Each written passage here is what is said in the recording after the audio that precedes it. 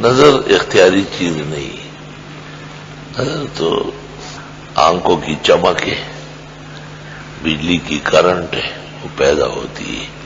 مشہور ہے کہ بھوکی آنکھوں کی نظر ہے، لیکن پاک آنکھوں کی بھی نظر دیکھی گئی. کہتے یوسف علیہ السلام کو یعقوب علیہ السلام کی نظر لگی تھی، وہ پاک نگاہیں ہیں. اور حسن و حسین کو علی اور فاطمہ کی نظر صحیح مسند میں موجود ہے.